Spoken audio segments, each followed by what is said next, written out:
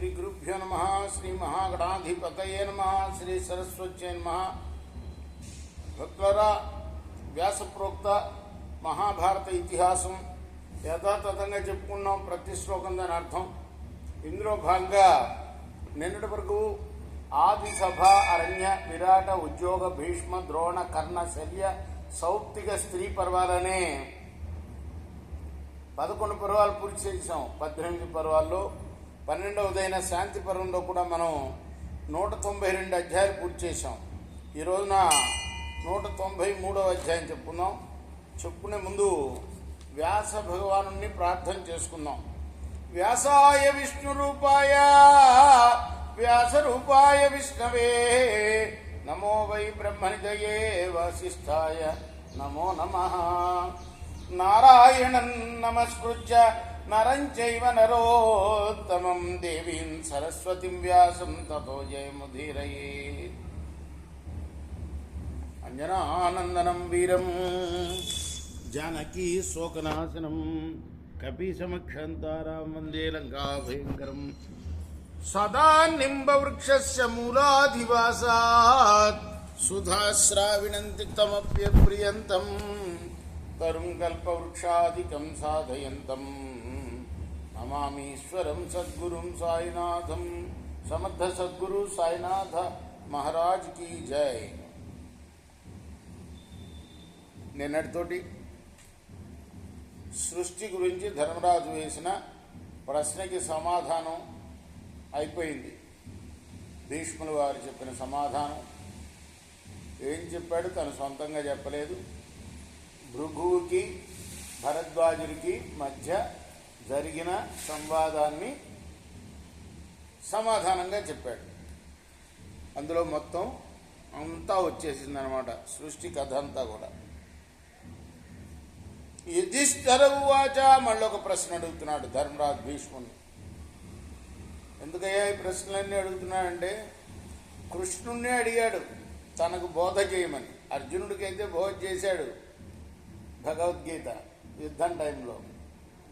ధర్మరాజు ఎన్నో సందేహాలు అడుగుతుంటే యుద్ధం అంతా అయిపోయిన తర్వాత, నేను కాదు, నేను చెప్పదగ్గవాడిని కాదు, నీకు చెప్పదగ్గవాడు భీష్ముడేను.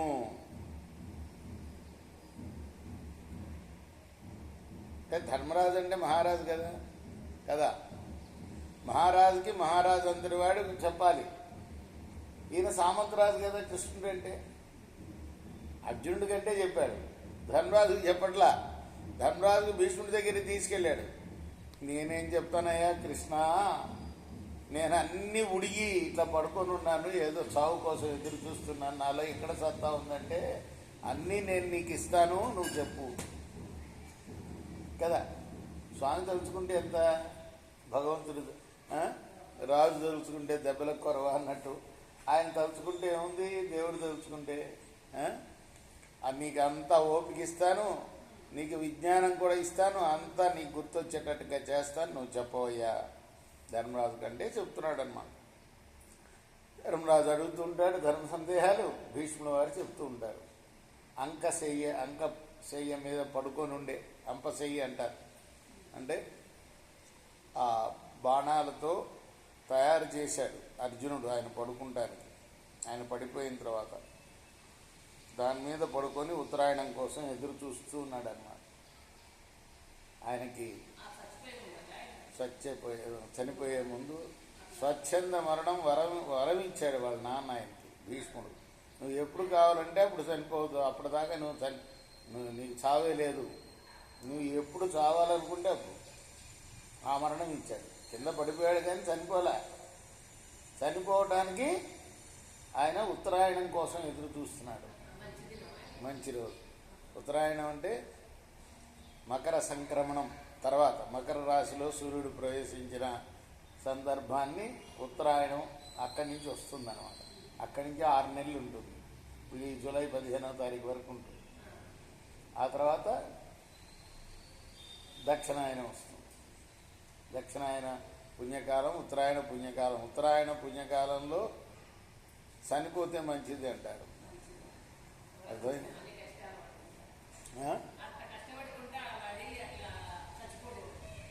అంతే కదా మరి. శరీరానికి చావు తప్పనిసరి కదా. ఇప్పుడు ఏదో ఒక రోజున వెళ్ళాల్సిందే కదా. ఇప్పుడు యుధిష్ఠిరుడు అడుగుతున్నాడు, ఆచార్యస్య విధిం తాత ప్రోచ్యమానం త్వయా నఘ శ్రోతుమిచ్చామి ధర్మజ్ఞ సర్వజ్ఞో హ్యపి మే మత. ధర్మజ్ఞ పితామహ, తాతయ్య అవుతాడు కదా ఆయనకి. ఓ పితామహ, నువ్వు చెప్తే ఆచార విధిని గురించి వినాలని ఉంది. పరిప్రశ్న అంటారు దీన్ని. నువ్వు చెప్పు అని అడగకూడదు పెద్దవాళ్ళని. మీరు చెప్తే వినాలని ఉంది. మీరు చెప్పదలుచుకుంటే చెప్పండి, లేదా లేదు. నాకు అర్హత ఉంటే చెప్పండి.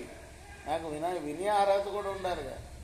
అన్నీ చెప్పారు అందరికీ గురువులు కదా, పెద్దవాళ్ళు గారు. కాబట్టి అయ్యా,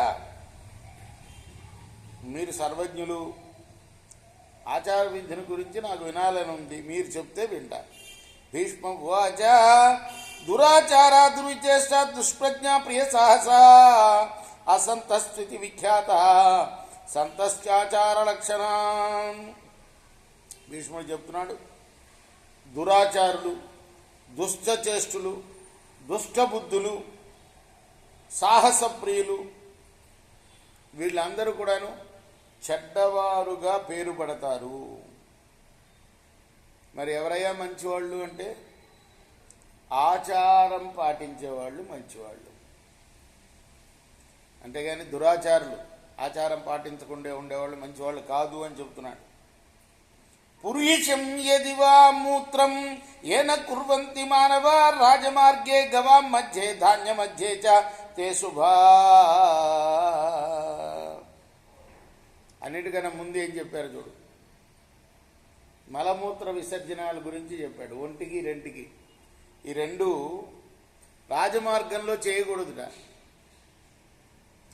అలానే ఆవుల మధ్యలో చేయకూడదుట. అలానే ధాన్యం మధ్యలో చేయకూడదుట. మలమూత్ర విసర్జన ఈ మూడు చోట్ల చేయకూడదు. శౌచం ఆవశ్యకం కృత్వా దేవతానాంచ తర్పణం ధర్మమాహుర్మనుష్యానాం ఉపస్పృశ్య నదీంతరేత్. ఇక నిత్యం శుచిగా ఉండాలి మానవుడు అనేవాడు. స్నానం చేసి తర్వాత ఎప్పుడైనా నది దాటుతూ ఉంటే ఖచ్చితంగా దేవతా తర్పణం చేయాలి నదిలో దిగి. ఇప్పుడంటే రైళ్ళు, బస్సులు, ఆ రోజుల్లో నడకే కదా, ప్రాణ సౌకర్యాలు లేనప్పుడు. కాబట్టి ఏదైనా నది దాటామనుకో, నది దాటి అలా వెళ్ళిపోకూడదు, అక్కడ స్నానం చేయాలి. తర్వాత తర్పణాలు విడవాలి దేవతలకి. సూర్యం ముఖ్యంగా బృహస్పతికి, సూర్యుడికి విడవాలి నీళ్ళల్లో. గంగాది నదులకి 3 తర్పణాలు విడవాలి. దేవగురువుకి, సూర్యభగవానుడికి, తర్వాత ఈ నదీమ తల్లులకి. గంగాది సర్వతీర్థేభ్య అంటూ అర్ఘ్యం విడవాలి వాళ్ళకి. అలానే దేవతా తర్పణాలు కూడా విడవాలి. దేవతర్పణాలు అంటారు, అవి కూడా విడాలి.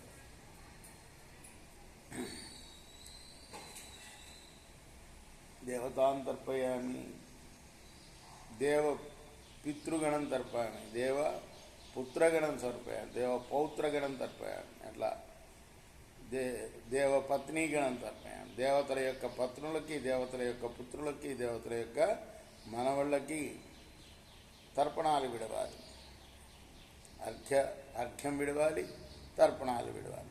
సూర్యం సదోపతిశ్చేత నచ సూర్యోదయే స్వపేత్ సాయం ప్రాతర్జపేత్ సంధ్యాం తిష్టన్ పూర్వాం తథేతరాం. అలానే నిత్యం సూర్యోపాసన చేయాలి. సూర్యోపాసన అంటే సంధ్యావందనమే. అర్థమైందా? 3 సంధ్యలు ఉంటాయి సూర్యుడికి. ఉదయించే సంధ్య, మధ్యాహ్న సంధ్య, సాయం సంధ్య. ఈ 3 సంధ్యావందనాలు చేయాలి. అట్లానే ఎప్పుడు కూడా సూర్యోదయం అయ్యే టైంలో నిద్రించకూడదు.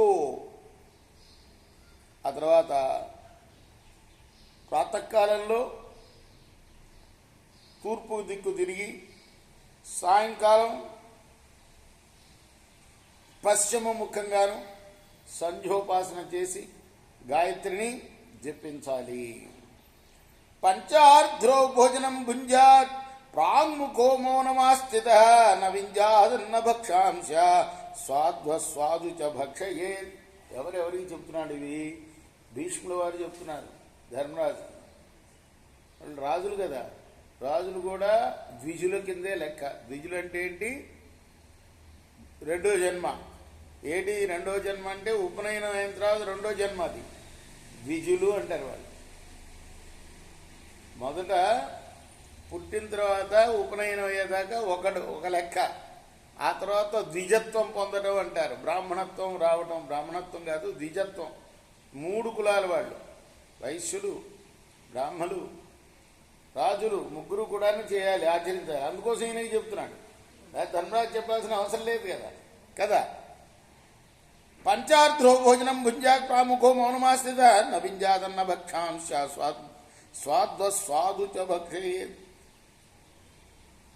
ఎప్పుడు కూడా తూర్పు ముఖంగా తిరిగి భోజనం చేయాలి. అది కూడా భోజనానికి ముందు కాళ్ళు, చేతులు, ముఖము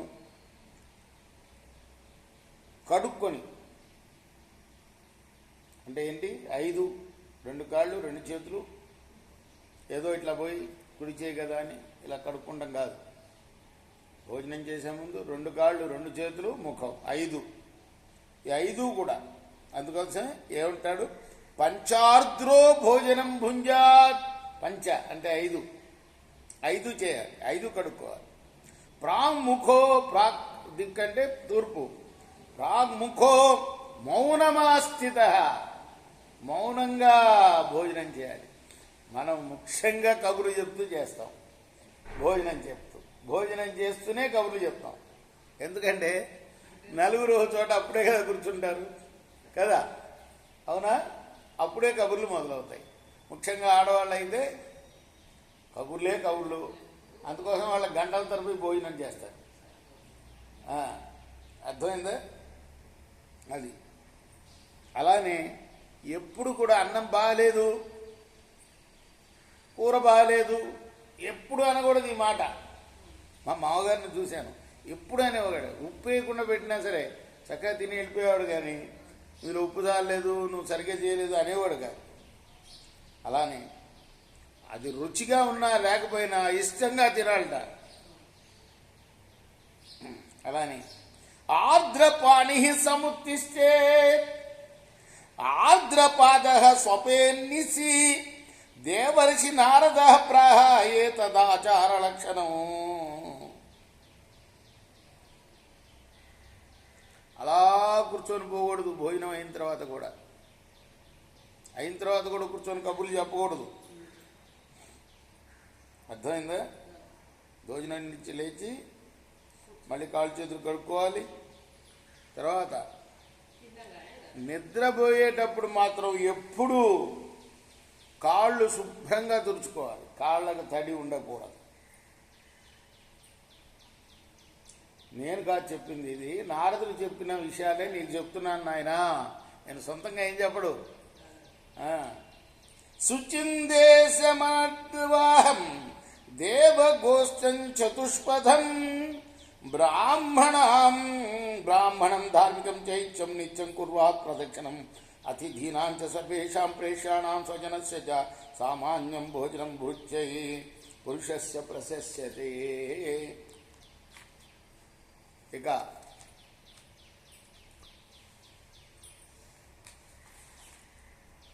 పవిత్ర స్థలాలకి, గోవులకి, దేవాలయాలకి, బ్రాహ్మణులకి, ధార్మికులకు, పవిత్రమైన వృక్షాలకి ఎప్పుడు ప్రదక్షిణ నమస్కారం చేయాలి. అందుకోసం ఏం చేస్తారు? ఈ అయ్యప్ప భక్తులు వాళ్ళు వెళ్తూ ఉంటారు కదా, తర్వాత అక్కడికి ఏది మన అగ్నిపర్వతం అరుణాచలం ఉంది కదా, కొండ చుట్టూ ప్రదక్షిణం చేస్తారు. ఎందుకంటే అత్యంత పవిత్రమైన స్థలం అది కదా, మహానుభావులు తపస్సు చేసిన స్థలం. అందుకోసమని పవిత్ర స్థలాలకు వెళ్ళినప్పుడు ఆ స్థలం చుట్టూతో ప్రదక్షిణం చేయాలట. కాశీలు కూడా ప్రదక్షిణం చెప్తారు వాళ్ళు, అక్కడ చేయాలి అని. ఇప్పుడు ఆటోల్లో చేస్తున్నారు, ఇదివరకు నడిచి చేసేవాళ్ళు చుట్టూతా, కాశీ చుట్టూతా. అర్థమైందా? కాశీ చుట్టూ ప్రదక్షిణం చేయించింది మా అక్కయ్య నాకు, మా చేత. తర్వాత దేవాలయానికి ప్రదక్షిణం చేయాలి, గోవులకి ప్రదక్షిణ చేయాలి, బ్రాహ్మణులకి ప్రదక్షిణ చేయాలి, పవిత్ర వృక్షాలకి ప్రదక్షిణం చేయాలి. మనం చేస్తూ ఉంటాం కదా, అశ్వత్థ వృక్షం కదా. ఇహ ఇంకొక విషయం ఏంటంటే, గృహస్థుడనేవాడు సేవకులకు వేరే భోజనము, అతిథులకు వేరే భోజనం పెట్టకూడదుట. ఏదో సేవకులకు మన వాళ్ళు ఏం చేస్తారు, ఏదో పొద్దున మిగిలిపోయినవి ఇవన్నీ ఇస్తుంటారు. అది తప్పుట చెప్తున్నా. ఏదైతే అతిథులు తాము తింటారో అదే భోజనం పెట్టాలట సేవకులకు కూడా. ఒకే రకమైన భోజనాన్ని ఏర్పాటు చేయాలి. సాయం ప్రాతర్మనుష్యాణా అశనం వేద నిర్మితం నాంతరా భోజనం దృష్టం ఉపవాసి తదా భవేత్. ఎప్పుడు కూడా 2 పూటలే భోజనం, ఇదే సమ్మతం, వేద సమ్మతం. మధ్యలో భోజనం చేయకూడదు. అలా ఉన్నవాడు ఉపవాసం చేసినట్టే లెక్కట. 2 పూటల్లో భోజనం చేసి మధ్యలో ఏం పుచ్చుకోకుండా ఉన్నవాడు వాడు ఉపవాసం చేసినట్టు లెక్కట. హోమకాలే తథా జుహ్వన్ ఋతుకాలే తథా వ్రజన్ అనన్య స్త్రీజన ప్రాజ్ఞ బ్రహ్మచారి తథా భవేత్. అలానే ఎవరైతే కేవలం తన పత్నితో మాత్రమే సంగమిస్తూ ఉంటాడో, పరతారలతో పరస్త్రీలతో ఎప్పుడు మరి సంగమించకుండా ఉంటాడో, హోమకాలంలో హోమం చేస్తూ ఉంటాడు, వాడు ఇందాక భోజనం 2 పూటలు చేస్తే ఉపవాసంతో సమానం అన్నారే, వీడు బ్రహ్మచారి కిందే లెక్కట. ఎవరు? తన పత్నితో మాత్రమే సంసారం చేసేవాడు, ఇతర స్త్రీలతోటి సంగమించని వాడు. అట్లానే హోమకాలం ఏదైతే ఉంటుందో ఆ కాలంలో హోమం చేసేవాడు, అంటే ప్రాతః సాయం 2 పూట్ల ద్విజులు, ఈ ఉపనయనం అయిన వాళ్ళు హోమం చేయాలి తప్పనిసరిగా. అర్థమైందా? హోమం అంటే అగ్ని ద్వారా దేవతలకు ఆహుతులు ఇవ్వటమే. అర్థమైందా? ఇవి 2 కాకుండా కూడా బ్రాహ్మణుడైతే వైశ్వదేవ హోమం అనేది కూడా చేయాలి. మధ్యాహ్నం మరి భోజనం టైంలో ఆ భోజనం మనం తినకముందు ఆహుతి ఇవ్వాలి. ఇవన్నీ కూడాను చేస్తే, ఈ 3 చేస్తే, 3 చెప్పాడు. ఒకటేంటి? తన భార్యతో మాత్రమే సంసారం. రెండోది ఇతర స్త్రీలతోటి పోకుండా ఉండటం. మూడోది హోమకాలంలో హోమం చేయటం. ఈ 3 చేస్తే వాడు బ్రహ్మచారితో సమానమే. బ్రహ్మచర్యం పాటిస్తూ అని చెప్తారు గ్రంథాల్లో. బ్రహ్మచర్యం పాటించడం అంటే ఇది బ్రహ్మచర్యం. పత్నితో సంగమించకుండా ఉండటం కాదు బ్రహ్మచార్యం అంటే. ఇదిగో ఈ 3 పనులు. అమృతం బ్రాహ్మణోచ్చిష్టం జనన్యా హృదయం కృతం తజ్జనా పర్యుపాసంతే సత్యం సంతః సమాసతే. బ్రాహ్మణోచ్చిష్టం ఏదైతే ఉందో అది అమృతం కింద లెక్క, అది తల్లి పాల కింద లెక్క.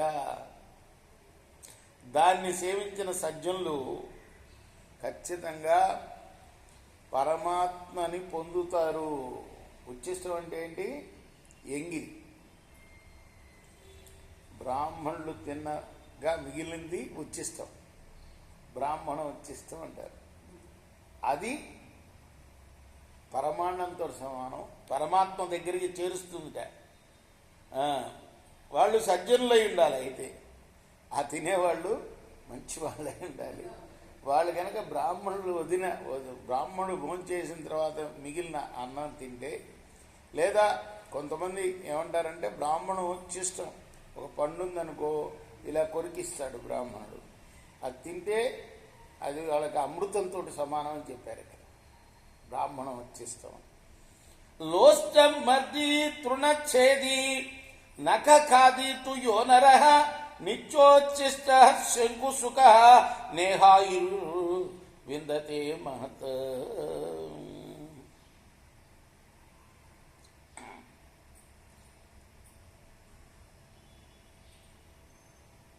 కొంతమంది ఇక్కడ లిస్ట్ ఇచ్చాడు. మట్టి పెడ్డలు చిదిమేవాడు, గడ్డి పరకలు తుంచేవాడు, గోళ్లతో తినేవాడు, తర్వాత ఎప్పుడు సోమపానం చేసేవాడు, వీళ్ళు పరమాత్ముని పొందలేరు.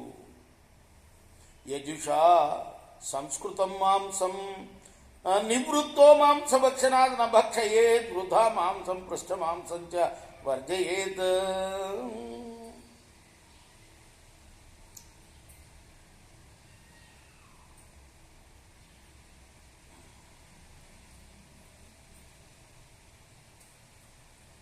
మాంసాహారం తినని వాళ్ళు ఉంటారే, వాళ్ళు యజ్ఞంలో సమర్పించిన పశువు మాంసం కూడా తినకూడదు. అలానే సంస్కరింపబడని మాంసాన్ని కానీ, శ్రాద్ధశేషమైన మాంసాన్ని కానీ తినకూడదు. శ్రాద్ధం అంటే పితృదేవతలకు పెట్టేది కదా. మా తాతకు మాంసం ఇష్టమని మాంసం చేసి పెడతారు కదా, చనిపోయిన రోజు. అది వేరే వాళ్ళు తినకూడదు. అది అర్థమైందా? యజుషా సంస్కృతం మాంసం నివృత్తి. ఇది అయిపోయింది. స్వదేశే పరదేశే వాతిధన్నోపవాసయేత్ కామ్య కర్మ ఫలం లబ్ధ్వా గురూణాం ఉపపాదయేత్. ఎప్పుడు కూడా అతిథి అనేవాడిని తన గృహంలో కానీ, లేదా తను ఎక్కడికన్నా తీసుకెళ్తే అక్కడ కానీ పస్తు ఉంచకూడదు సుమా. ఎందుకు? అతిథి దేవో భవ కాబట్టి. అర్థమైందా? అలానే